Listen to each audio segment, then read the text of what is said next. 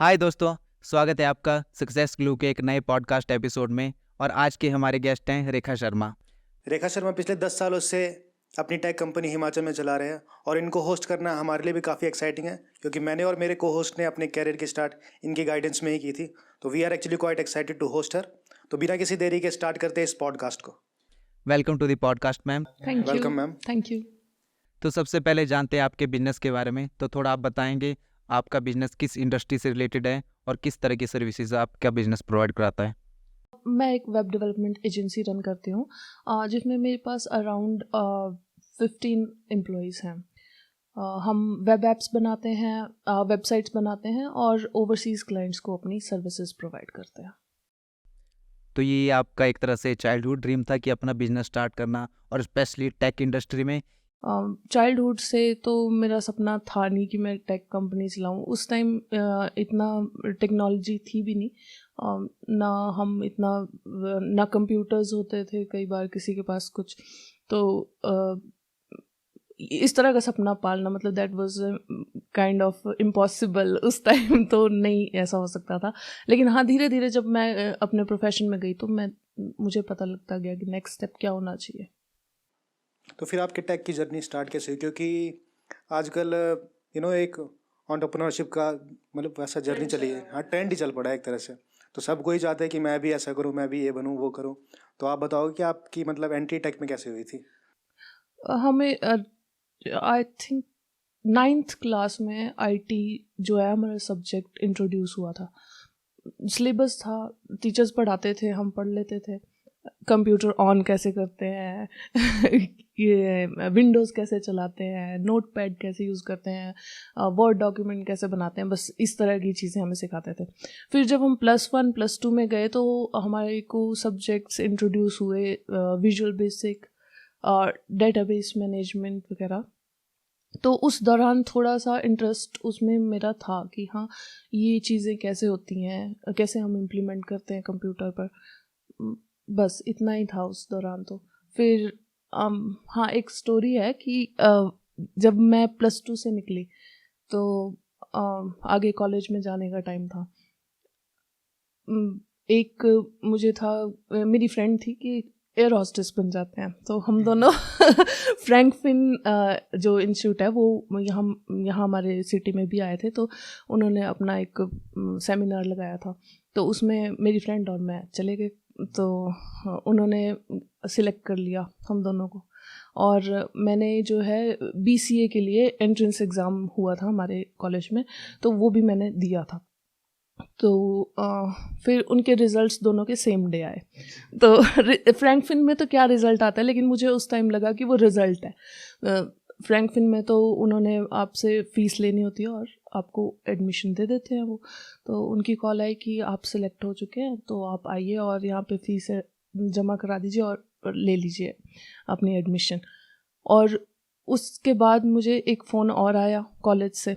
जो पार्टीज़ होती हैं जैसे पॉलिटिकल पार्टीज़ वगैरह, वो न्यू स्टूडेंट्स की हेल्प के लिए करती हैं। तो उन्होंने मुझे कॉल किया, आप एंट्रेंस एग्ज़ाम में फ़र्स्ट आए हो और आप एडमिशन के लिए आ जाओ, हम आपकी हेल्प कर देंगे सारा फॉर्म वगैरह भरने में।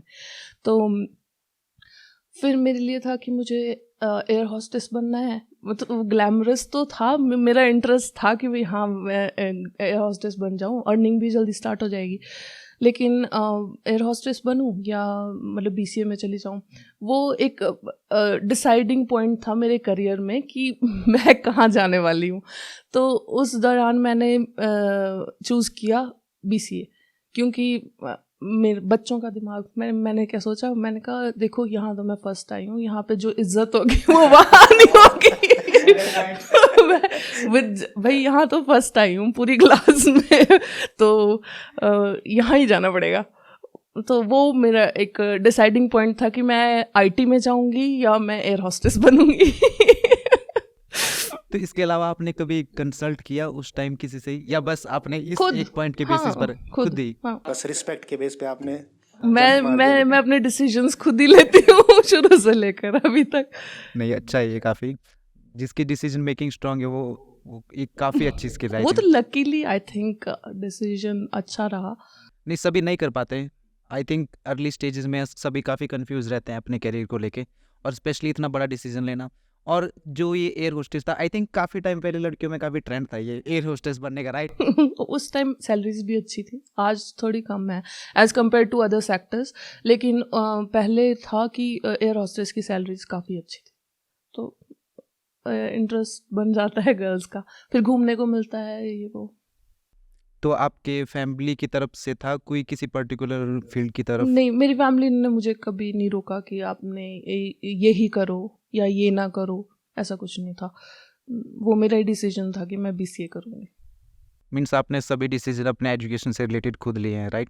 खुद ही लिया, हाँ जी। हाँ, स्कूल तो मदर फादर ने चूज़ किया था कि स्कूल में जाओगे तुम, उस टाइम तो हम छोटे थे, but I think after 12th मुझे लगता है मैंने खुद ही डिसीजंस लिए हैं अपने। मैं कॉलेज के बाद भी कंफ्यूज था कि मुझे क्या करना है। वो तो घर वालों ने बताया ये कर लो, तो हम चले गए। सेम सेम इधर भी ऐसा ही था। वही, मैं आप काफ़ी ब्राइट स्टूडेंट थे, if I am not wrong. नहीं, मैं ब्राइट नहीं थी, एवरेज। तो एवरेज आप किस चीज़ को कंसीडर करो, कितने मार्क्स आपके आते थे? आई थिंक 70-75 के अराउंड इतना ये एवरेज हमारे होता तो खैर एवरेज नहीं है। नहीं, आज के डेट में तो हमारे टाइम में भी बच्चे 90, 80, 90, 95 तक परसेंटेज आती थी हमारे स्कूल में, तो मैं तो एवरेज ही थी उस हिसाब से। मैं अपने टाइम की बात बताऊं तो मार्क्स काफ़ी मैटर करते थे, तो ये बात आजकल आपको लगता है कि अभी भी ये वैलिड है पेरेंट्स में? आई डोंट थिंक आजकल ये सब चलता है, क्योंकि मेरी भी एक डॉटर है 5 इयर्स की, तो आजकल पेरेंट्स ज़्यादा फोकस्ड हैं कि ओवरऑल डेवलपमेंट हो बच्चे की, नॉट जस्ट एकेडमिक्स। अगर आप एकेडमिक्स पे ही फोकस करोगे तो बच्चा क्या करेगा, क्योंकि हमारे पेरेंट्स ने एकेडमिक्स पे फोकस किया, और मुझे लगता है कि वो उस टाइम के हिसाब से सही भी था। लेकिन आज की डेट में हर प्रोफेशन में दरवाजे खुले हैं, बच्चा कहीं भी अपना करियर बना सकता है। मोस्ट इम्पॉर्टेंट इज़ उसका बच्चे का इंटरेस्ट किस चीज़ में है, उसमें आप उसको बूस्ट कर सकते हैं। वही है कि लोगों का बिहेवियर एंड माइंडसेट भी धीरे धीरे चेंज हो रहा है, जी, जो कि ज़रूरी भी हाँ, है। और ज़रूरी भी है। उसके बाद फिर आपने कैसे किया स्टार्ट अपना टेक जर्नी? आप डायरेक्टली BCA के बाद मतलब जॉब करने चंडीगढ़ चले गए या फिर क्या किया? नहीं, जैसा कि हर कॉलेज में या हर क्लास में ऐसा होता है कि कोई एक बच्चा आगे एजुकेशन के लिए एंट्रेंस टेस्ट भरेगा, तो उसके साथ में सब भरेंगे। वैसे मैंने भी हाँ, वैसे मैंने भी MCA के लिए अप्लाई किया था यूनिवर्सिटी के लिए, तो वो चीज़ मैं आज बता रही हूँ, आज बता सकती हूँ, लेकिन उस वक्त जब मैंने एंट्रेंस दिया था तो सवाल तो इजी थे, क्वेश्चंस तो सारे इजी थे, तो मैं करती गई, टाइम पर ध्यान नहीं दिया, तो उस वजह से मुझे कट ऑफ स्कोर तो याद नहीं है, लेकिन आई थिंक अराउंड 70 शायद कट ऑफ था, तो मेरे 67-68 आए थे, और मैंने टाइम पे ध्यान दिया होता तो शायद मेरे मैं MCA कर रही होती, और उस दौरान ऐसा हुआ कि नहीं हो पाया, और बहुत दुख हुआ फ्रेंड्स हो गए, कुछ एक फ्रेंड्स हो गए, और हाँ, ज़्यादा दुख होता है।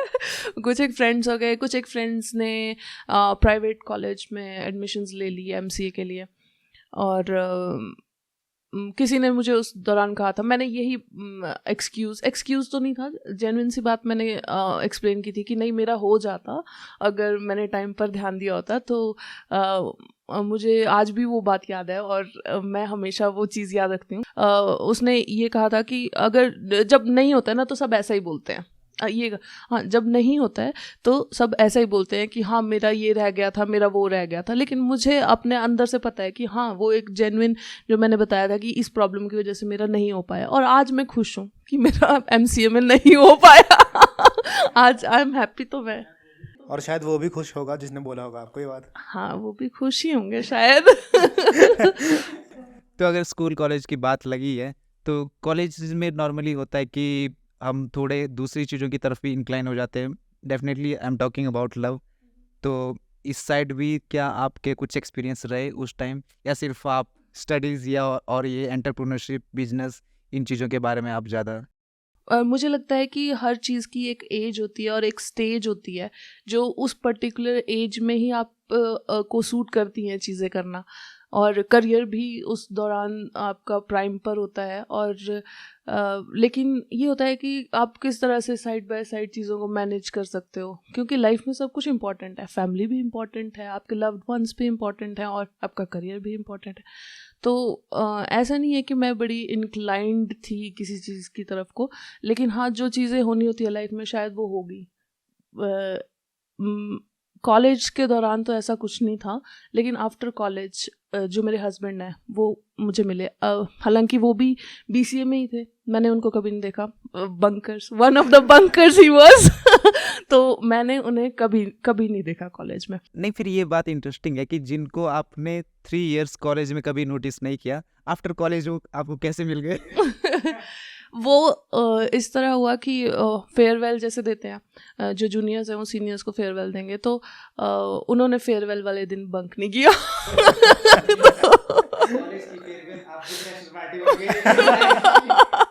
हाँ, शायद ऐसा ही कह सकते हैं। उनको फिर आई थिंक मिस्टर पर्सनैलिटी या कुछ ऐसा मिला था। बंकर्स, आई डोंट थिंक कैसे दिया, पर उनको मिस्टर पर्सनैलिटी मिला था। फिर जस्ट उस दौरान ये हुआ था कि मैंने देखा था कि हाँ चलो ये भी हमारे कोई सीनियर है। तो फिर अब पुराने ज़माने की बातें बता रही हूँ। उस दौरान फेसबुक नहीं होता था, हमारी और कोई चैट्स नहीं होती थी। उस टाइम चलता था ऑर्कुट। अब वही पुरानी बात की नहीं। थोड़ी हो सकती है, थोड़ा बोल सकते ऑर्कुट सुना है आपने? सुना है। तो वो गूगल का ही, गूगल ने ही शुरू किया था सोशल मीडिया टाइप्स में कुछ प्लेटफॉर्म। तो उसके ऊपर हमने हमारी चैट्स वगैरह शुरू हुई। तो फिर धीरे धीरे चैट करते करते लगा कि नहीं ठीक है, इंसान ठीक, तो उनको भी लगा कि हाँ हम लाइफ एक साथ बिता सकते हैं। तो फिर हमने अपनी जर्नी कंटिन्यू कर ली वहाँ तो से। आपकी शादी को अराउंड कितना टाइम हो गया? हमारी शादी को 8 इयर्स। 8 इयर्स हो गए, और अभी भी अब हम तो खैर जानते हैं सबको, लेकिन जो भी अच्छा है खैर। तो वैसे भी आजकल लड़कियां भी काफ़ी इंडिपेंडेंट हो गई है, जो कि अच्छी बात है। तो आप उनको क्या गाइडेंस दोगे या ऐसा क्या बताओगे आपकी, अगर आप अपना लाइफ पार्टनर देख रहे हो तो उसमें क्या देख सकते हो या क्या? सबसे पहले तो मोस्ट इम्पॉर्टेंट इज़ ऑनेस्टी। अगर आपका लाइफ पार्टनर आपके लिए लॉयल है, और मैं ये नहीं कहती, लड़कियां खुद इंडिपेंडेंट हो चुकी हैं।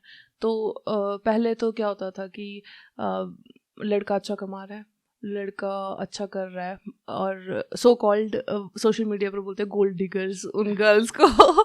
लेकिन मुझे नहीं लगता आज की डेट में लड़कियां वो चीज़ें देखती है लड़कों में कि अच्छा अर्न कर रहा है या नहीं। सबसे पहले होता है कि वो आपकी रिस्पेक्ट कर रहा है, आप ज़िंदगी के उतार चढ़ाव में आपके साथ है या नहीं है। सबसे इम्पोर्टेंट वो है, बाकी चीज़ें सेकेंडरी होती हैं। अक्सर अगर मैं बात करूं जैसे हिमाचल की, तो यहाँ पर स्पेशली गर्ल्स पर काफ़ी प्रेशर रहता है। जैसे इमिडिएटली आपकी एजुकेशन जैसे ही ख़त्म हुई तो पेरेंट्स का सारा फोकस शादी पर रहता है कि जल्दी से जल्दी इनकी शादी कैसे करवाएं, और आई थिंक अभी भी ऐसा ही है काफ़ी जगह। तो आपकी फैमिली से भी ऐसा था कुछ या? नहीं, मेरे केस में उल्टा था। इनफैक्ट मेरी मदर को ऐसा कुछ नहीं था कि भैया शादी करवानी है। उनका फोकस था कि आप पढ़ाई करो, अपना करियर बनाओ, शादी तो हो ही जाती है, सबकी हो जाती है। और हुआ ऐसा कि जब करियर भी बना लिया, कंपनी भी स्टार्ट कर ली, लड़का भी डिसाइडेड था, घर पर पता नहीं था।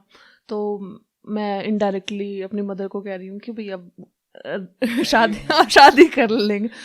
माई मदर वाज लाइक क्या ज़रूरत है, अभी तो सिर्फ 25 है तुम्हारी एज, लड़कियां 30-30 साल में शादियां करती हैं। मैंने बोला नहीं। अब फिर मैंने धीरे धीरे बताया घर में। तो मीन्स आपका जब प्रोफेशनल कैरियर स्टार्ट हो चुका था और सेटअप हो चुका था, उसके बाद आपने घर में बताया? हाँ जी। तो फिर ये प्रोफेशनल कैरियर आपने स्पेशली बिजनेस कब स्टार्ट किया? क्योंकि आपने जैसे बताया MCA में तो आपका हुआ नहीं हुआ, तो फिर उसके बाद आपने नेक्स्ट डायरेक्शन क्या चूज़ की? और इसी के साथ मैं ये भी जानना चाहूँगा, जो आपके पार्टनर थे उनका क्या रोल रहा साथ में? वो क्या कुछ और कर रहे थे? हाँ, वो सिविल सर्विसेज की प्रिपरेशन कर रहे थे। तो सिविल सर्विसेज तो इट्स वेरी टफ, उस हिसाब से डेडिकेशन भी चाहिए। हालांकि मेहनत तो उन्होंने काफ़ी की, पर अनफॉर्चुनेटली काफ़ी लोगों का हो भी नहीं पाता है, तो उनका भी नहीं हो पाया। जब मेरा एमसीए में सिलेक्शन नहीं हुआ, मेरे फ्रेंड्स वगैरह इधर उधर चले गए सब, तो मैंने कहा कि अब क्या किया जाए। फिर मुझे वही कि वेब डेवलपमेंट का कहीं से सुनने को मिला कि चंडीगढ़ में ट्रेनिंग करवाते हैं और ये सब होता है। बहुत ज़्यादा कुछ आइडिया नहीं था कि इसमें क्या होता है। जस्ट चले गए वहाँ पर, 6 मंथ्स की ट्रेनिंग की, अच्छे से की, डेडिकेटली, और मतलब टाइम से जाना, टाइम से आना, सुबह जल्दी उठ के, और पूरा पूरा दिन ट्रेनिंग करनी ऑफिस में। तो वैसे वैसे करते करते वहाँ पे स्टार्ट कर लिया अपना करियर।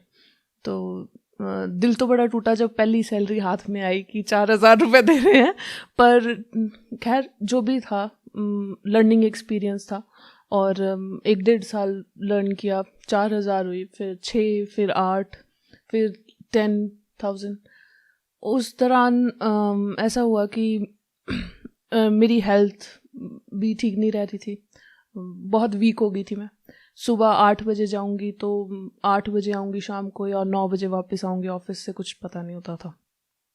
तो जो फैमिली मेम्बर्स हैं वो थोड़े कंसर्न थे कि तुम्हारी तो हेल्थ भी बहुत वो हो रही है, तुम ठीक नहीं लग रही हो, तो घर आ जाओ, घर आ जाओ, घर आ जाओ। और उस दौरान ऐसा हुआ कि जो मेरा ब्रदर था, जो सबसे छोटा, फ़िलहाल वो मेरी मदर के साथ रहता था घर पर, और उसका सिलेक्शन हो गया, यूनिवर्सिटी में चला गया वो अपना बीटेक करने। तो फिर मुझे आना पड़ा घर, कुछ क्योंकि मदर अकेले नहीं रह सकते, कई कई चीज़ें घर में। तो मैं घर आ गई वापस, सब कुछ छोड़ छाड़ के वहाँ से, मतलब करियर ख़त्म। तो घर पे आके फिर मैंने कहा अब मैं क्या करूँ, अब तो कुछ नहीं। और यहाँ पर मैंने ट्राई किया मंडी में कि मैं कोई जॉब ही ले लेती हूँ। एज ए, मतलब उस टाइम तो इतनी थिंकिंग थी ही नहीं, एज ए रिसेप्शनिस्ट ले लेती हूँ job, as a computer operator job कर लूँगी, इतनी स्किल्स तो हैं ही कि मैं ये कर सकती हूँ। क्योंकि मंडी में आपको पता है कि उस टाइम कोई ऑप्शंस नहीं थी, एज अ वेब डेवलपर आप काम नहीं कर सकते थे क्योंकि यहाँ कंपनीज ही नहीं है। तो कई जगह भटकी, कितने ऑफिसेज में गई, कोई कहते थे कि 4,000 देंगे, कोई कहते थे 5,000। अब मैं 10,000 अगर चंडीगढ़ में ले रही थी तो मुझे इतनी कर होप थी कि थोड़ा मैं ज़्यादा यहाँ पर अर्न कर पाऊँ। अर्न करना भी तो इम्पॉर्टेंट है, तो नहीं हो पाया। फिर धीरे धीरे फ्रीलांसिंग स्टार्ट कर दी। उस टाइम फ्रीलांसिंग करना इजी था, तो मैंने शुरू कर दिया उसमें काम करना, और काम किया, मेहनत की, तो उसका फल भी अच्छा आने लगा। तो फिर थोड़ा अर्निंग बढ़ती गई, बढ़ती गई, बढ़ती गई। और तो मैम आपने फ्रीलांसिंग वर्ड यहाँ पे यूज़ किया, तो फ्रीलांसिंग आप बता सकते हो लोगों को कि एग्जैक्टली होती क्या है फ्रीलांसिंग? फ्रीलांसिंग बेसिकली होती है कि आप एज एन इंडिविजुअल अपनी सर्विसेज जो हैं वो किसी इंडस्ट्री में प्रोवाइड कर रहे हो। वो किसी भी इंडस्ट्री से रिलेटेड आप फ्रीलांसिंग कर सकते हो, जैसे कि आप फोटोग्राफर हो, आप फ्रीलांसर हो सकते हो। तो जो मेरी पर्टिकुलर इंडस्ट्री थी वो आईटी से रिलेटेड वेब डेवलपमेंट सर्विसेज में एज अ फ्रीलांसर प्रोवाइड कर रही थी।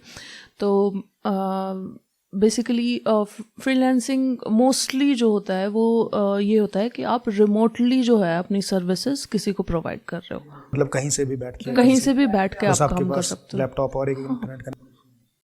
तो जब मैंने स्टार्ट किया था तो मेरी फर्स्ट क्लाइंट मुझे याद है ऑस्ट्रेलिया से थी, और जो सेकंड क्लाइंट थे वो मेरे यूके से थे। तो समझ लो आप कितना रिमोटली काम कर सकते हो। और खैर ये आपके लिए अच्छा भी था क्योंकि आपके घर की सिचुएशन भी वैसी थी, तो मतलब ये आपके लिए तो बेस्ट सुटेड काम था। इनफैक्ट एक बात मैं आपको बताती हूँ कि मुझे होता ही है, लड़कियों को बोलते थे हमारे टाइम में कि आप टीचिंग प्रोफेशन चूज़ कर लो, आपके लिए बेस्ट रहेगा, बेस्ट रहेगा। तो मुझे भी बोलते थे, जैसे रिश्तेदार आएंगे वो सजेस्ट कर देंगे, नहीं तुम तो टीचिंग बीएड कर लो, ऐसा कर लो, ऐसा कर लो। और आज मैं देखती हूँ तो मेरा प्रोफेशन बेस्ट है। आज मैंने अपनी बेटी को पूरा टाइम दे के पाला है। मैं घर से काम करती हूँ, अपना जो कंपनी है उसको घर से मैनेज करती हूँ। तो best profession is this for ladies. मैं तो आज की डेट में ये बोलती हूँ, टाइम हैज़ चेंज। तो वैसे भी आजकल बहुत सारे लोग मतलब इस चीज़ की तरफ जा भी रहे हैं, और लोग ऐसा सोचते हैं कि मैं अपने कंफर्ट में रह के अपना काम भी करूँ और अपना गुजारा भी निकल जाए। फ्रीलांसिंग करते करते आपको बिजनेस का आइडिया कैसे आया? फ्रीलांसिंग मैं कर रही थी उस दौरान जो मेरी फ्रेंड्स हैं वो एमसीए वगैरह करने चली गई थी, तो उनको होता है एमसीए के लास्ट सेमेस्टर में आपको एक प्रोजेक्ट सबमिट करना होता है और ट्रेनिंग वगैरह भी करनी होती है। तो उनके भी कुछ फैमिली इश्यूज़ की वजह से वो भी बाहर नहीं करना चाह रही थी।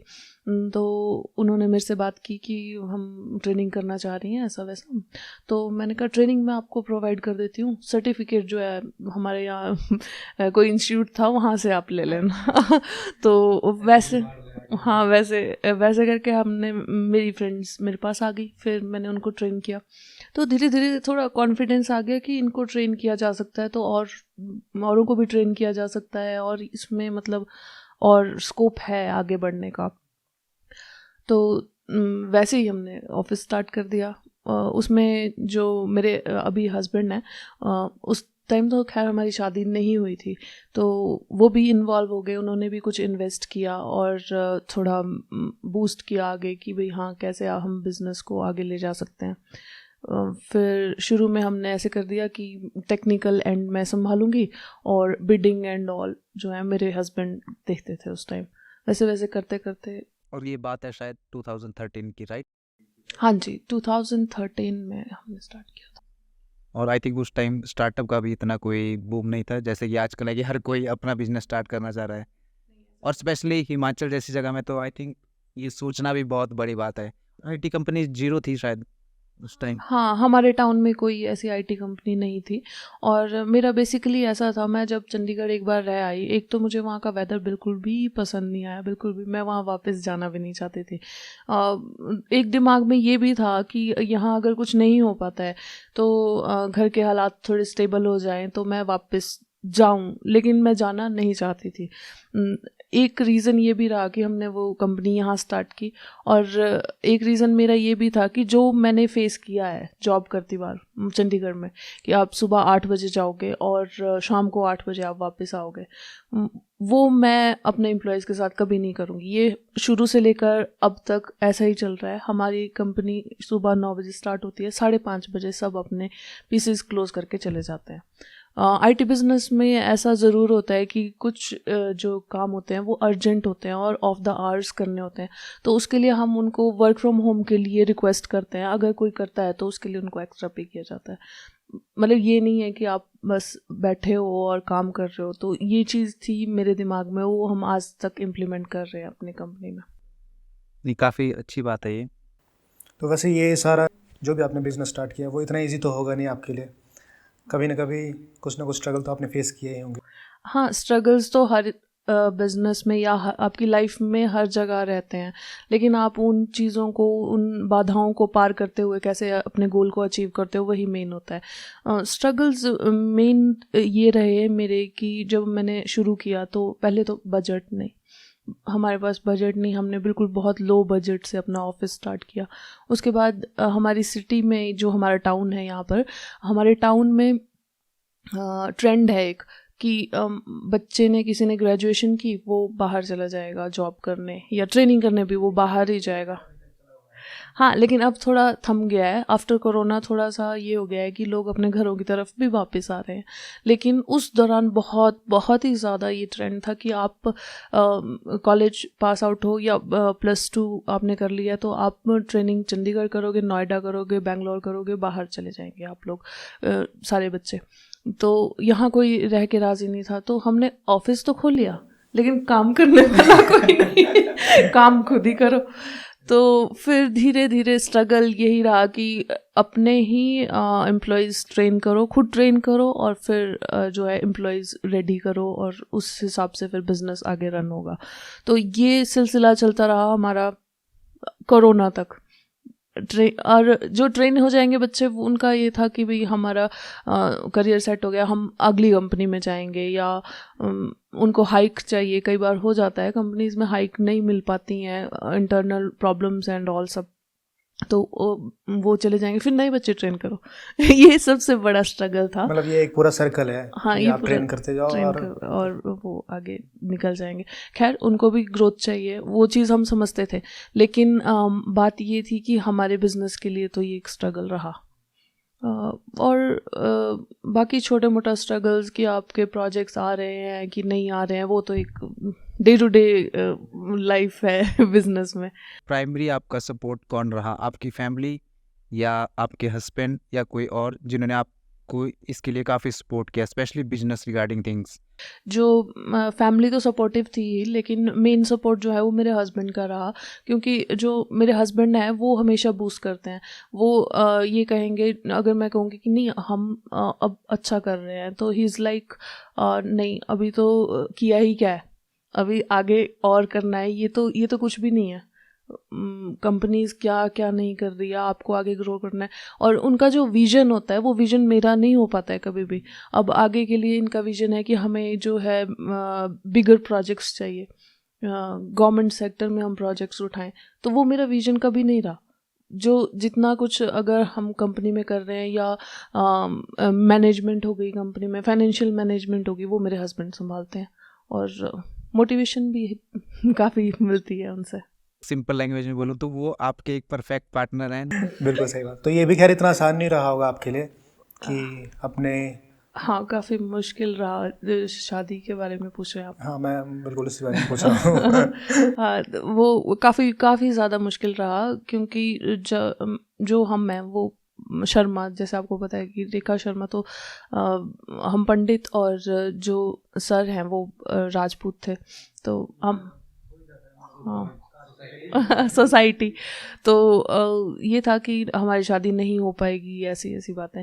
तो फिर भी हिम्मत करके मैंने अपने फादर को बताया। मेरे फादर तो आर्मी में है, तो आर्मी में जो उनका माइंड काफ़ी ओपन रहता है और उनको कोई इतना फ़र्क नहीं पड़ता, तो फादर तो मान गए, लेकिन मदर को था कि नहीं सोसाइटी क्या बोलेगी, क्या होगा क्या नहीं होगा। तो काफ़ी रहा, 4-5 महीने तो काफ़ी हमने मनाने में वो किया, मदर को मनाया। मुझे तो बहुत मुश्किल लगा। मैं दिन रात, मैं मदर इज़ लाइक कि दिन रात बोलेंगी वो एक ही बात, मतलब ब्रेकफास्ट में भी वही, डिनर में भी वही, और लंच में भी वो वही। एक तरह से थोड़ा मेंटल प्रेशर भी हो जाता है मेंटल ना, प्रेशर बहुत ज़्यादा क्योंकि आप उस टाइम काम भी कर रहे थे, अपना बिजनेस भी देख रहे थे और साथ में ये चीज़ें भी हो हाँ, रही थी, ये हो रही थी, तो आपके लिए टफ होगा। लेकिन शायद आपके फादर की वजह से ये चीज़ें थोड़ी सी आसान होगी। मेरे घर में मदर की चलती है। एंड में जब वो माने तो वो पूरी तरह से ही मान गए। हमने कहा कि नहीं चलो, अगर सोसाइटी कुछ बोलती है तो हम पेपर मैरिज ही कर लेते हैं, तो कोर्ट में ही कर लेंगे। तो मदर वाज लाइक नहीं नहीं, अब शादी करनी है तो फेरे तो होंगे ही। तो फिर हमारी प्रॉपर जो है नॉर्मल जैसे शादी होती है वैसे हुई। तो अभी तो जैसे आपकी प्रोफेशनल लाइफ भी सेट है और बिजनेस तो ऑलरेडी चला ही हुआ है, डॉटर भी है आपकी, फिर तो आप पर्सनल लाइफ और बिजनेस कैसे मेंटेन करते हो? ऑनेस्टली बोलूँ तो मुश्किल तो होता है, बहुत मुश्किल होता है। आफ्टर चाइल्ड आपको अगर अपना करियर भी मेंटेन करना है और बच्चा, सबसे ज़्यादा आपकी मेन प्रायोरिटी हो जाती है आपका बच्चा सेफ रहे, अच्छे से रहे, उसकी ग्रोथ अच्छे से हो, और वो आगे जो करना चाहता है उसको मतलब आपको टाइम देना ही पड़ता है।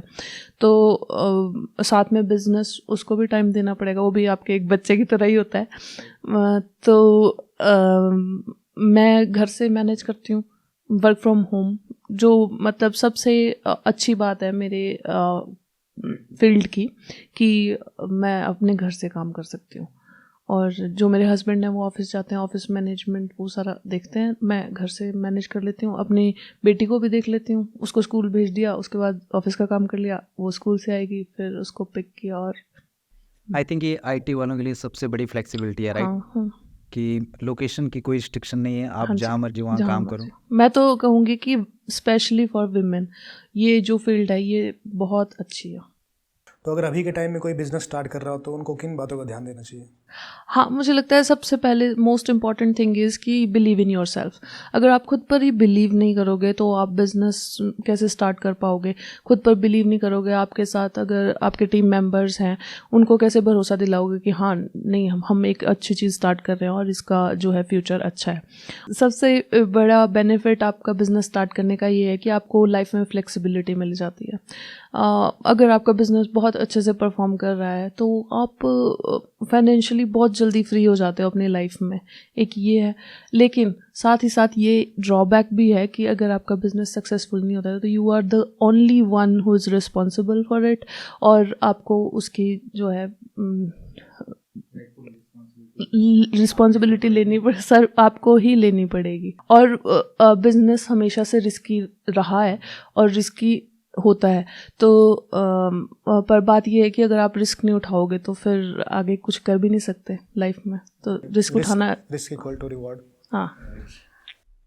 तो अगर आप जैसे स्पेशली गर्ल्स को कोई मैसेज देना चाहो कैरियर से रिगार्डिंग, और स्पेशली जैसे जब आपने बिजनेस स्टार्ट किया, अगर आप उस टाइम को कंपेयर करो आज के टाइम के साथ, तो क्या चैलेंजेस कम हुए हैं लड़कियों के लिए, और कितना इजी हुआ है अब या डिफ़िकल्ट हुआ है? डेफिनेटली मुझे लगता है कि चैलेंजेस तो कम हुए हैं, क्योंकि पहले जो लोगों की सोच थी वो आज चेंज हो चुकी है। आज की डेट में लोग सोचते हैं कि जितना हमारा लड़का कर सकता है उतना ही हमारी लड़की भी अच्छा परफॉर्म कर सकती है। तो बाकी लड़कियों को इंडिपेंडेंट होना तो आज की डेट में बहुत ही इम्पोर्टेंट है। अगर आप इंडिपेंडेंट है तो आप कुछ भी कर सकती हैं। किसी के ऊपर डिपेंडेंट रहने का टाइम तो रहा ही नहीं है बिल्कुल भी। और अगर लड़कियों को स्पेशली मैं कहूँगी कि आपको अपने करियर में सक्सेसफुल होना है और बिजनेस में सक्सेसफुल होना है, तो सबसे पहले तो आप अपने ऊपर भरोसा करिए। अगर आपको खुद पर ही भरोसा नहीं होगा तो आपके फैमिली मेम्बर्स क्या आप पर भरोसा करेंगे, या आपके कलीग्स बोलो या आपके टीममेट्स हैं वो क्या आपके ऊपर भरोसा करेंगे। पहले तो आप खुद भरोसा करिए अपने ऊपर। उसके बाद भरोसा ये नहीं कि मैंने बोल दिया और ये भरोसा हो गया, वो एक अंदर से फीलिंग होनी चाहिए कि नहीं I am doing the correct thing. और एक चीज़ ये भी है कि आपकी डिसीजन मेकिंग जो है ना वो एकदम करेक्ट होनी चाहिए। आप एक मोमेंट पे क्या डिसीजन लेते हो उससे डिसाइड हो सकता है आपका पूरी लाइफ आपकी डिसाइड हो सकती है उस एक पर्टिकुलर डिसीजन से। तो आपके डिसीजंस जो है वो करेक्ट होने चाहिए, बाकी हो जाता है सब। आप स्टेप बाय स्टेप चलो। एक चीज़ बिजनेस को ग्रो करने के लिए ये है कि आपको स्टेप बाय स्टेप चलना होता है। ये नहीं होता कि आपने आज बिजनेस स्टार्ट किया है वो आज ही ग्रूम करने लग जाएगा, आज ही वो एकदम $1 बिलियन का बिजनेस बन जाएगा। आपको टाइम देना पड़ेगा, आप में पेशेंस होना चाहिए, तभी आप बिजनेस में सक्सेसफुल हो सकते हैं। Okay ma'am, thank you so much आपका प्रेशियस टाइम हम लोगों को देने के लिए और हमारे व्यूअर्स के साथ अपने नॉलेज और अपने एक्सपीरियंसेस शेयर करने के लिए। Thank you for having me on your show. जल्दी आपसे मिलेंगे एक नए और एक्साइटिंग पॉडकास्ट में, तो इस चैनल को लाइक, शेयर एंड सब्सक्राइब करना ना भूलें।